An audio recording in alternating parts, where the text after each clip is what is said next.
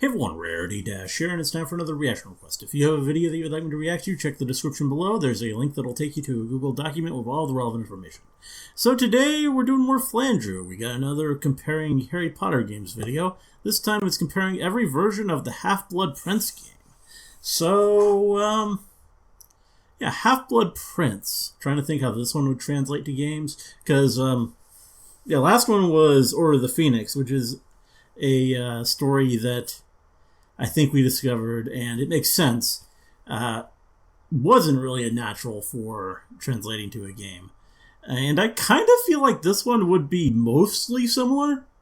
Because a lot of it is, like there's a lot of social stuff, a lot of going to class, a lot of interacting with professors and all that. Professor Slughorn and whatnot. The exception is the climax. Like, I think this one, the climax, definitely, there's a lot you could do game-wise. Like, just the adventure with Dumbledore to that cave, like, that is, like, made for a video game, I feel. And, like, there's even, like, a big battle, like, in the book. I think they cut most of that for the movie, but,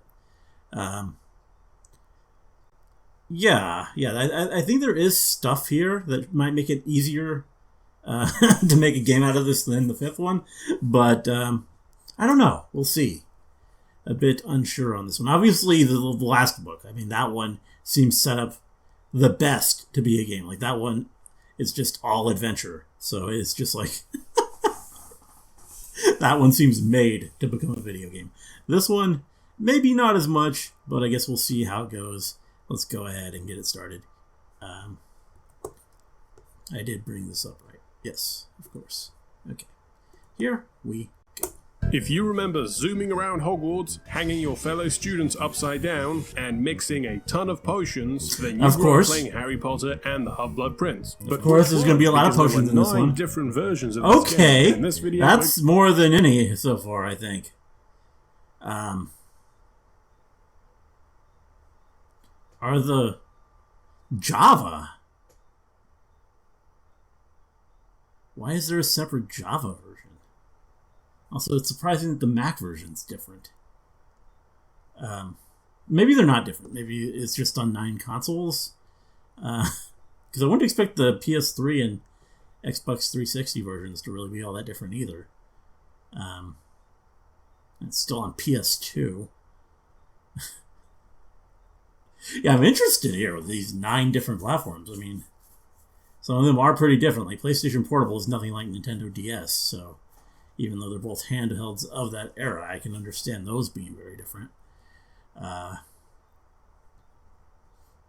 Well, we're going to compare all of them. Released in 2009, the Half-Blood Prince built on the framework established by its predecessor. The Order of the Phoenix game was a return to open-world exploration, with a big focus on implementing the most authentic Hogwarts experience. But it kind of turned out to be a walking rejection simulator. Alright. Go and play with the Mudblood. So, would Half-Blood Prince bring back the adventure gameplay that fans craved from the older games, or would this just be another Fetch Quest riddle tie-in? Well, let's get straight into it. As always, we're going to set the benchmark with the flagship versions, which in this case were released for the PlayStation 3, Xbox 360, and PC. And straight away you'll get the menu where Harry's just standing there watching you. I guess they were trying to show off the high-res character models, or maybe this is an homage to Super Mario 64. I mean, also, maybe. I can't help but feel judged as I navigate the menus. Seriously, you're going to play the game with inverted controls? Just like the Order of the Phoenix, this game also starts with a set of pre-rendered cutscenes and newspaper articles. Harry then finds himself at the Burrow, where Ron immediately shoves a broomstick in his hand. This almost seems like the developers saying, listen, yeah, we realize we didn't have any flying in the last one, now shut up and fly through those stars. And the flying mechanics have been lifted directly from the Goblet of Fire game, which means it's kind of on rails, so no matter how hard you try, you can't actually crash into the barn. As you can see, they've reworked reworked the characters' faces in this game. Harry's and Ron's faces look decent, but there's something off about their hair. I mean, Harry looks like he should be in a K-pop band, and Ron just looks like he's wearing a cheap party wig. And then you get to Hermione. When did you get here? You see, in this game, the role of Hermione will be played by a 30-year-old receptionist from Guildford. Moving on, the wand-wiggling spell gesture mechanic is back from the last game, but it has been improved. Harry's arm is no longer made of rubber. He just has a wandering wrist sometimes. Alright, with the tutorials done, we're off to Hogwarts, which remains mostly unchanged from the last game. There are a few new additions like the Quidditch pitch, but a couple of sections from the Order of the Phoenix, like Moaning Myrtle's bathroom and the trophy room, have been removed. Unfortunately, you can't have one-sentence conversation with the NPC students anymore. Okay, Harry. Hey!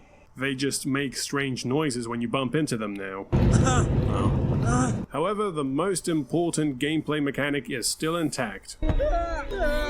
Something else that's intact is the copious amount of walking. But Harry can now run fast. And I'm not joking, look, he's literally entering Speed Force.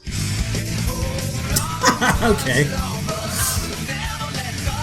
This feature is great, I just wish it didn't zoom right into Harry's head. And speaking of walking, because Hogwarts is such a maze, the last game had you set a waypoint on the map and then you would just follow the footsteps on the floor. It was a nice nod to the Marauders map, but the footsteps often lagged behind or they were just difficult to see on different surfaces. This game scraps the footstep system altogether. Instead, every time you've got to go somewhere, just press the select button and nearly headless Nick will appear and guide you to your destination. And he's not just a glorified waypoint. Harry's interactions with Nick are context sensitive, so the two of them will have different dialogue depending on the quest you're doing and where you need to go. And you can also ask him for hints if you're stuck. You don't know how I can join this potions club, do you? Well, I'd hazard a guess you could sign up on the notice board over there. Another new bit of gameplay is the potion making, which involves you mixing a bunch of ingredients while being timed. It starts pretty chill, just pour some fairy liquid in and tickle the cauldron. But before you know it, you've got a bunch more ingredients and the clock is ticking.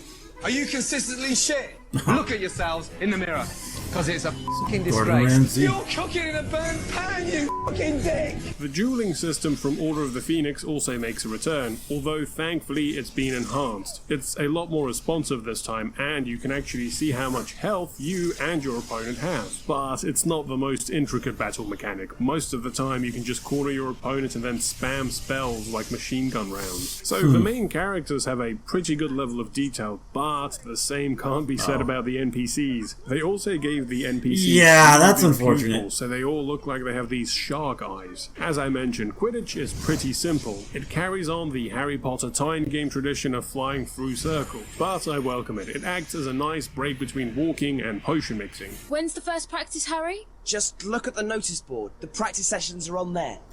It's empty. Oh, looks like Ginny needs some help. Something wrong with Harry. And make a shrinking solution for homework. I'll make the shrinking solution for you. Simp! Okay, let's make the shrinking potion for Ginny. Whoops, drop the worm. Come on. Duh. I've made that shrinking solution for you. Shall we go to Hogsmeade? Oh, sorry, Harry. I've arranged to go with Dee. By the way, I didn't add that record scratch in, and I must say this game does have a few of these really nice comedic bits. Leave this to me. I'm feeling pretty confident. I do love the Quidditch uniforms in the Half-Blood Prince. They really make Harry look like he belongs in Whitesnake. So Harry then gets invited to Slughorn's party, where the old man asks him to mix some cocktails. You know, it's your usual party cocktail, just throw in whatever's lying around. We've got orange slices, salt, pepper, absinthe. Hey, I'm pretty sure this is how Homer ended up inventing Flaming Moe's. Okay, so we get some more plot. The trio suspecting Malfoy's up to something. They go back to the Burrow for Christmas, where Bellatrix sets the whole place on fire. You then duel her a couple of times, and then we're back to Hogwarts. Right, so this Levicorpus spell breaks the dueling completely. You can just cast it on your opponent and then spam Expelliarmus. My favorite part of the game has to be when Ron accidentally drinks the love potion, and then you get to play as him for a little bit as he struts through the castle. Okay, that's unexpected. You would play as Ron for that. Drinks the Felix Felicis potion, which is followed by this great first-person section that's entirely on rails. So we get to Slughorn and make another potion for him. Well, I say potion, you just throw some shit in a cauldron and stir it a couple of times. Shall we try it, sir? We then see Hagrid, who's holding a eulogy for Aragog. There's something off about the Hagrid in this game. He kind of has the consistency of those chocolate Santas you get at Christmas. Next, Harry gets detention and you play as Ginny instead. Let's look at the notice board for the warm-up Harry's plan. Okay. Playable Ginny, huh? Doesn't look like Harry's planned much, has he? Wait, is that Cho? Oh, come on, I want to see the rest of her face. What happened? Madam Hootage, I don't think this is fair. The Ravenclaw team has 3 Seekers. Okay, so we're finally on to the last part of the story. You know, how are they going to do Harry this? goes to the Horcrux cave with Dumbledore, and somehow they end up on an episode of The Hot Ones. Don't make me. Make it stop, please. Make it stop. Water. So this entire section is actually told through cutscenes, which is That's real a shame. Because I was kind of expecting them to do another mini game. You know, if tap anything, A repeatedly to force feed Dumbledore the poison. It'll stop, but only if you drink. In fact, these cutscenes go on for such a long time, I didn't realize when I finally had a chance to play the game again. Right? Oh shit. Yeah, okay, at least this is just Space Invaders. I think this section is a bit of a foreshadowing for the next 2 games. Just spam spells like machine gun rounds. Okay, so they get back to Hogwarts, Snape kills Dumbledore. Snape kills Dumbledore. Harry chases the Death Eaters and duels a bunch of them. Well, I'm using the term duel loosely here because it's mainly this. And that's it. After it looks like it needs some work on the combat. At the grounds. So what do I do now? Better ask Nick. Where are you off to now? So, Malfoy's a Death Eater, Snape betrayed and murdered Dumbledore, they almost burned down the school, and Voldemort has split his soul into 7 pieces, which I have to find and destroy to actually kill him. So, can you help me with that? Oh, Harry, I'm afraid you're f***ed. There is a post-game but it mainly consists of collecting shields and badges by getting a high score in the potions or the Quidditch or the dueling. Oh yeah, and there's also a multiplayer mode for dueling, which is a nice touch. And so that's it for the flagship version. I really appreciate all the quality of life improvements like the sprinting and the more accessible portrait shortcuts, and most importantly, the developers trimming down the sheer plethora of benign tasks and fetch quests. However, this does mean that the Half-Blood Prince is somewhat on the shorter side. But that's okay, right? Not every game needs to be Elder Scrolls. Personally, I think it's just long enough for you to enjoy the various new mechanics and gameplay. Although, I do understand why some people would find it repetitive, because the vast majority of the game is just you walking from Quidditch to dueling to potions. Okay, so what about the other versions? Well, the PlayStation 2 version is almost identical, but compromises had to be made to compress this whole game down into a previous generation console. This means the textures take a real hit, especially the character faces. Everyone kind of looks like they're wearing a rubber mask in this version. Also, for some reason I just kept chucking the ingredients all over the place in the potion minigame. Okay, moving on, what about the Wii version? Well, in terms of graphics, this one sits somewhere in between the PlayStation 2 and 3. This being the Nintendo Wii, the controls had to be reworked to use motion and waggle. It is the law after all, so you fly by pointing the Wiimote at the screen, which actually works pretty well. As for the duels, well, they're a waggle fest. But then we have the potions. This should have been a no-brainer, right? The Wiimote and Nunchuck are built for the potions minigame. No, first of all, you're going to have to break your wrist just to have to pour these potions into the cauldron, and you're going to spill them everywhere. But that's not even the hard part. You see, because next you're going to have to heat up the cauldron using this motion. Come on. Okay, that's... Why don't you work? Screw Wii Fit. If you want to work out, just play the potions minigame. Come on! Why don't you heat up? God, getting one of these potions brewed made me feel like one of those guys at the back of the Titanic shoveling coal into the engine. I'm going as hard as I can! So this one section turns the Half-Blood Prince from a nice, chill game to this European extreme level of grueling workout. Right, moving on to the handhelds. So the last two PlayStation Portable games were ports of the console versions with visual downgrades, but by this point the console versions were just too much for the aging PSP to handle, so EA decided to make a completely separate game. And here it is. Yep, I know what you're thinking, it's definitely a visual downgrade from the Order of the Phoenix, but something this game does borrow a lot from its predecessor is the gameplay and pacing.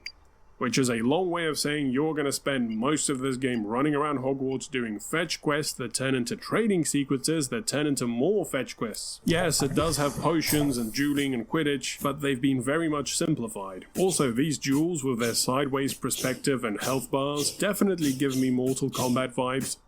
This game also uses the same trick implemented by the Game Boy Advance and DS version of the Order of the Phoenix in recycling screenshots from the console version as pre-rendered backgrounds. I really don't know what else positive I can say about this version, it's really not a fun game. So why did they do this? Why go with such a downgrade? Surely the PSP can run a better game than this. It can, but the Nintendo DS can't. That's right, EA did a 2-for-1 because the PSP and the DS version of this game are near identical. The DS has a slightly lower resolution and the characters all have this thick outline. And of course, all the mini-games and puzzles now utilize the touchscreen. But that's really it. And finally, we come to the mobile version. These ran on old phones that supported Java. And if you ever looked at your Motorola E1000 and thought, you know what, this needs a walking simulator, then you're in luck because that's pretty much what these are. Every now and then the walking will be interrupted by having to move a cabinet or getting into a very basic duel. And just like with Order of the Phoenix, there were different versions of this game depending on your phone's spec. And so there we have it, every version of Harry Potter and the Half-Blood Prince game. The handheld games are very much forgettable, but the console versions are definitely better than its predecessor, with the added gameplay elements and the quality of life improvements. However, this game is a bit short and tends to get repetitive. Now normally I wouldn't have a problem with that. After all, these games have a very truncated development cycle.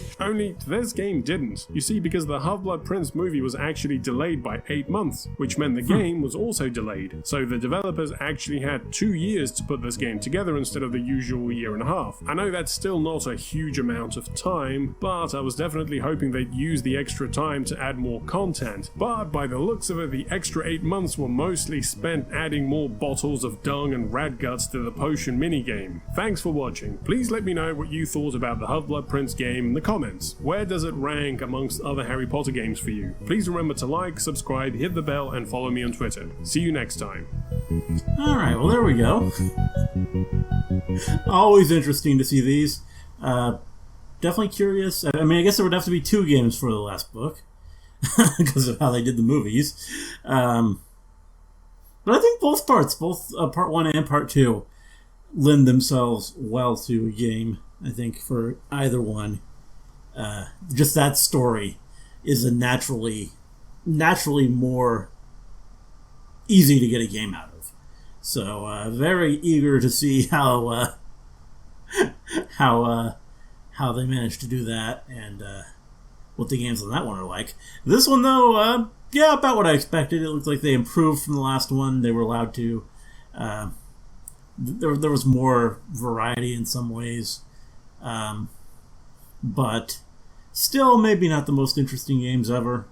But I don't know. Interesting stuff. Cool video. Flandrew, as always, producing some pretty cool content. Anyway, I hope you guys liked the reaction. Let me know if you did, and see you in the next one.